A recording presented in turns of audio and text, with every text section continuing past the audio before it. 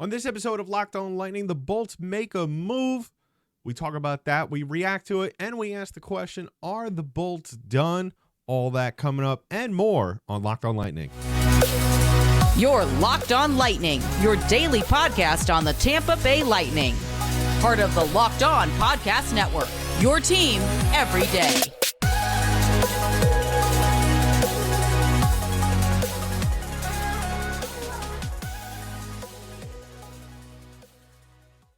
And welcome to another episode of Locked On Lightning, part of the Locked On Podcast Network, your team every day. I'm your host, Adam Danker. Thank you for joining us on this late edition of Locked On Lightning. Just a reminder that go ahead and subscribe to the podcast. Give us a follow wherever podcasts are distributed in audio form. We're also available on YouTube, so go ahead and subscribe to the channel and drop a comment below this video. Lots to comment on tonight because the Lightning made a move that I am actually in love with. They made a move and got Anthony Duclair as well as a draft pick from the San Jose Sharks. We're gonna break down that trade tonight, as well as ask the question, are the Bolts done making moves with the deadline less than 24 hours away? We break it down as well and talk about the loss tonight to the Calgary Flames. So we're talking about real quick, starting things off hot out of the gate. And like I said, this is a late night episode. So later than usual, we always drop our episodes at night, but this is a little later than I would have liked. But yeah, the Lightning game and then the news dropped of the Anthony Duclair trade. And so in case you didn't hear or not entirely sure what exactly happened, the Lightning during their game tonight made a trade for Anthony Duclair and a 7th-round draft pick in 2025 from the San Jose Sharks in exchange for Jack Thompson and a 2024 3rd-round pick. And first off the bat, I got to say I am very pleasantly surprised about this trade, and because I kind of figured with the trade that was made yesterday that we were kind of just going to see going forward very little trades here and there, picking up salary here and there, retaining salary here and there in order to get draft picks in return, just to pick up, just to kind of restock the trade, the draft selection, because the Lightning have been so, as you know, in recent years have just been so depleted of draft picks because of some of the trades that they have made over the last 3 or so years. And I will say that just the pick itself, I love that, because San Jose is a bottom of the barrel team. They're going to be a bottom of the barrel team for a couple of years now. So that draft pick can morph into something very good. Now, granted, it is a 7th-round pick, but still, I mean, that an early 7th-round pick is very good, in my opinion. And that gives the Lightning 3 picks in the 7th round of the 2025 draft to go with their 2nd round, their 3rd round, their 2, one of which was the one from Edmonton that they picked up yesterday. Now, that's obviously on a conditional basis. It depends on if Edmonton wins this year, the Stanley Cup, it will be pushed back, but that's not going to happen. So it looks like the Lightning will keep that pick. And to throw Anthony Duclair into the equation, I absolutely love this. And I will say, especially if the Bolts hold on to him, which I feel like is going to be the long-term plan, barring maybe some disagreement, this is a very good opportunity to start the process of building for next year and the year after, because Anthony Duclair is, even though he is only 28 years old, has a ton of NHL experience. A ton. The guy has literally, and I said it in the trade reaction with Gil Martin of Locked On NHL, that the guy has literally been around the league. He has been, I believe, on 6 different teams. And the thing, so he's been on 1, 2, 3, 4, 5, 6, 7 different teams. This is his 8th team in 10 years, and that's not necessarily a bad thing. Anthony Duclair, if you don't know, is one of those guys that just happens to get traded at the deadline every year or every couple of years or so, just because he's that kind of guy that is able to add an extra dimension to your team in terms of he's a guy that will do the right thing, is able to do the right thing in the right spots, and at the same time can give you a little bit of giddy up in your scoring. This guy has 16 goals and 27 points this season. He's 2 years removed from a 30-goal season. The guy, he's dealt with some injuries here and there, but I will say for the most part, he's one of those players that you will love to have him on your team.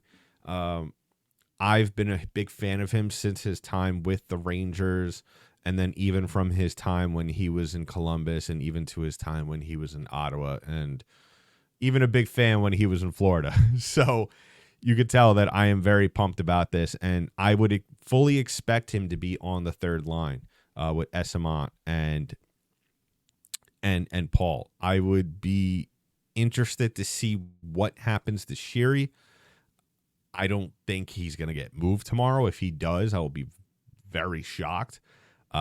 Chances are he could be a fill-in guy going forward, and I know that sucks, but because you're paying him quite a bit of money.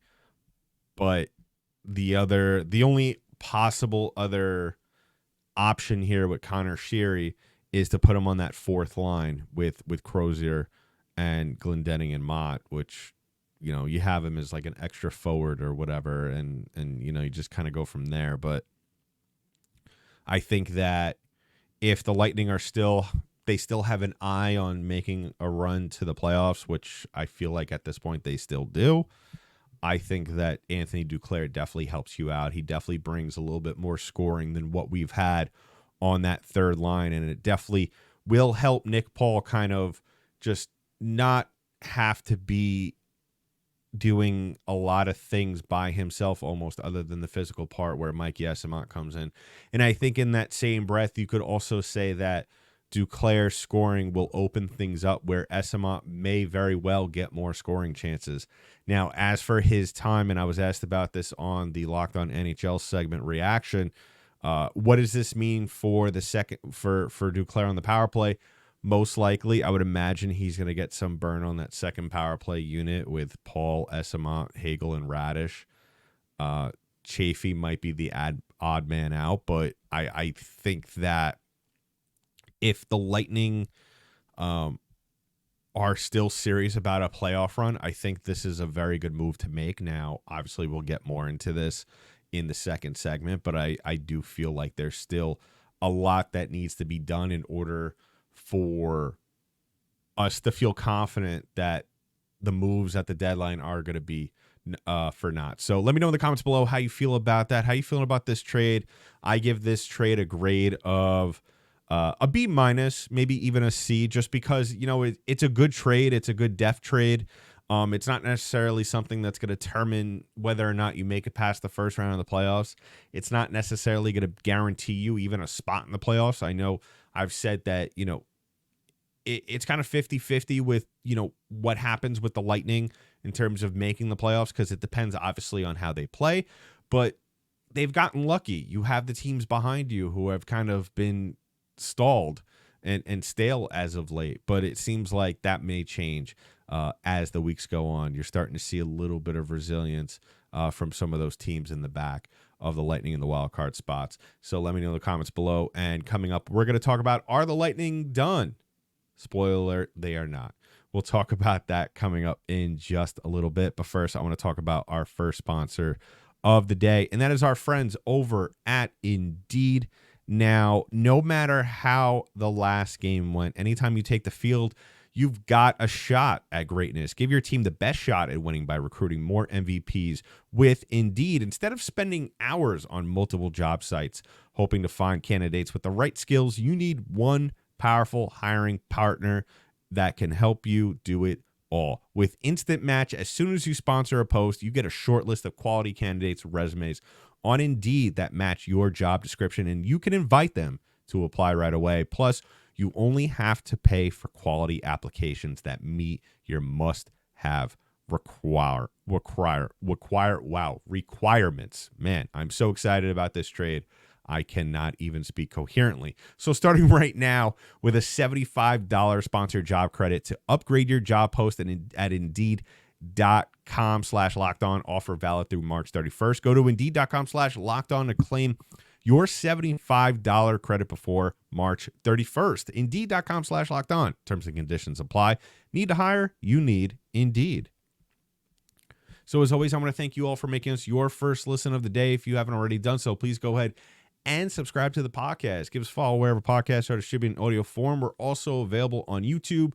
Jumping into the Discord server. Let us know how you're feeling about that as well, about the trade, about, going forward. The Lightning have 16 hours left until the trade deadline is officially over, and that's it. And now we ask ourselves, now that there's been an uptick in positivity, I could say, especially with the trades, are the Tampa Bay Lightning done? Now that they got that scoring depth on the forward side of things, can they go out and get a defenseman, or should they? And yeah, they absolutely should, and I believe they will. Now, as to who is out there, that's a whole different story. And it's one of those things where it depends on how desperate other teams are to make moves. I've heard from some people it could be very well be a busy day. I've heard from others that are in the know that we're just going to get some house cleaning stuff, movement of contracts, draft picks move there, back and forth movement, such as low-level stuff like that.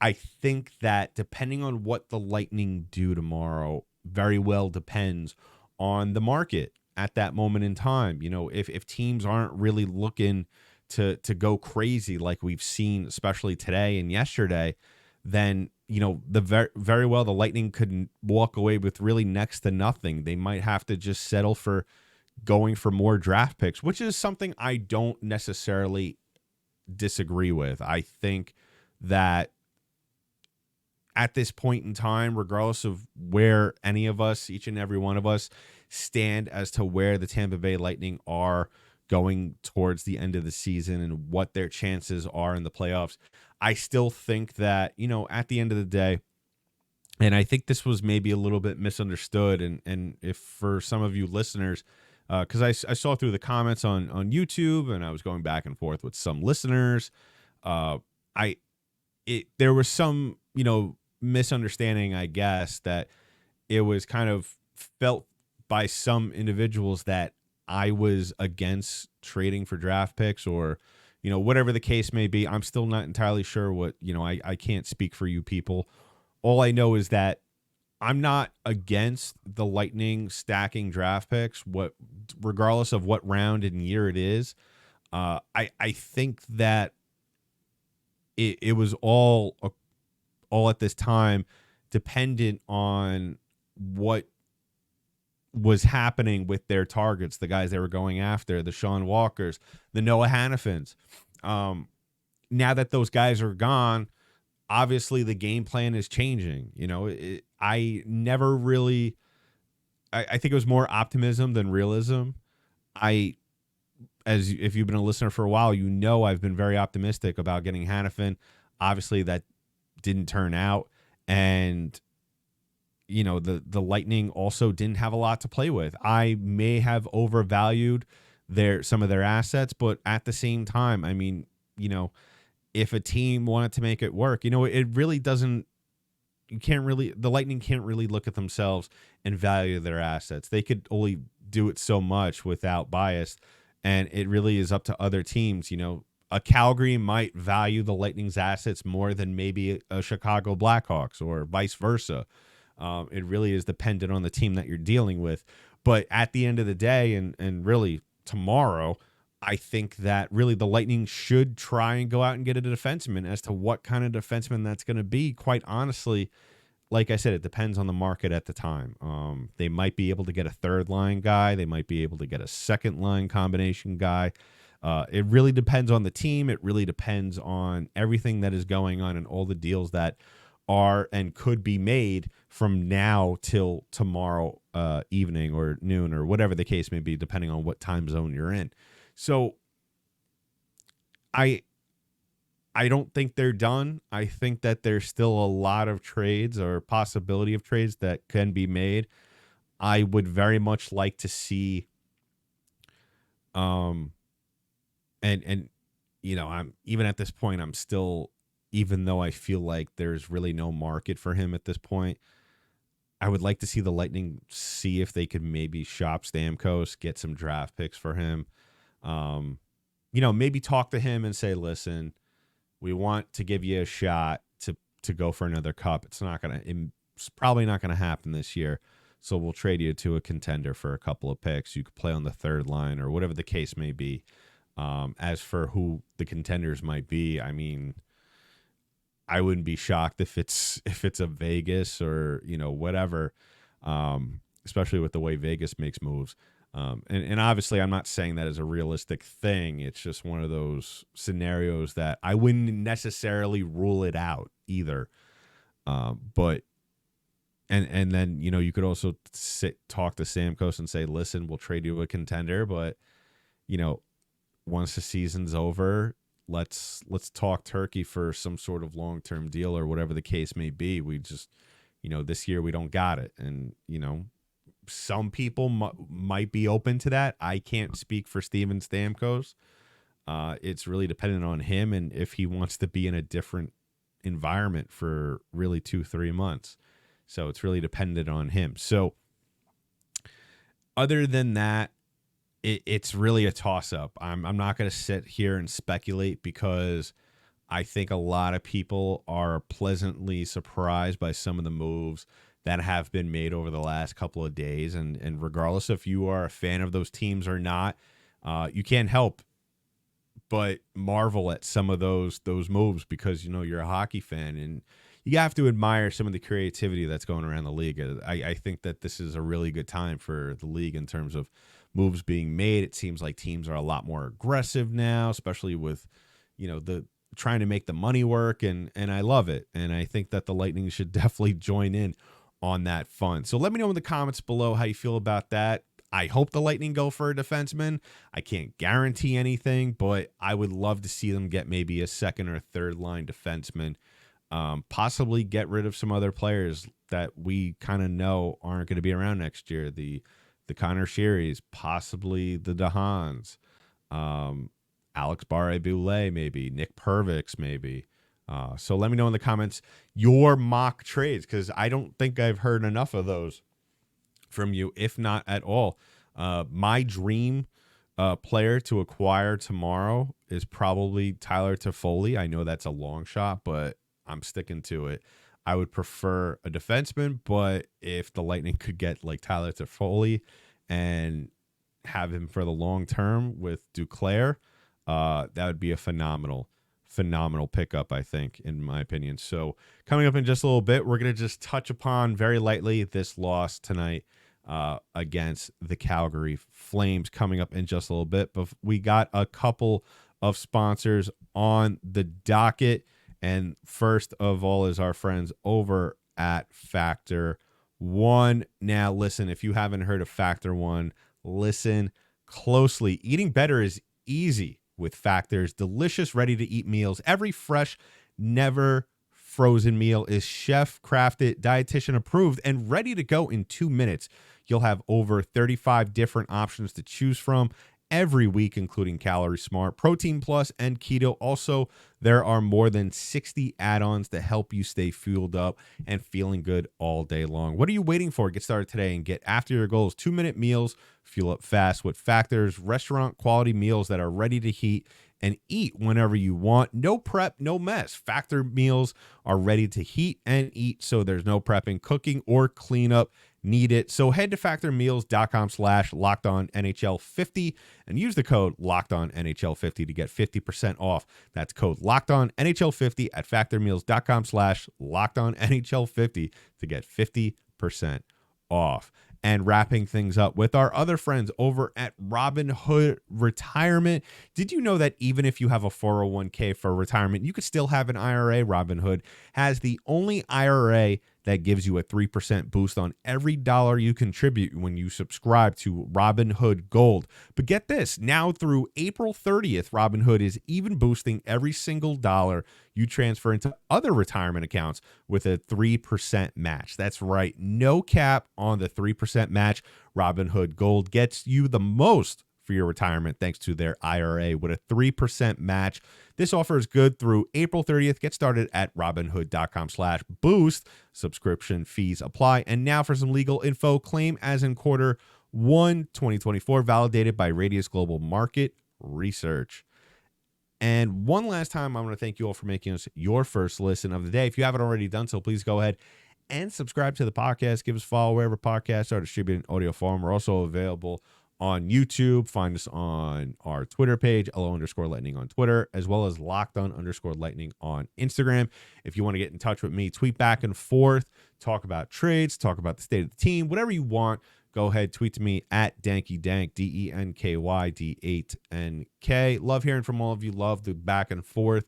And if you don't have Twitter, go to our YouTube page. I respond to the comments there as well. So tonight's game, I think, was a disappointment. I mean, anytime the Lightning lose at home, especially, it's a disappointment. Having said that, I think that losing some of these games right now, the only bright side I could bring from them is that it kind of more so highlights, if we didn't already need to, highlights some of the depth issues with this Lightning team.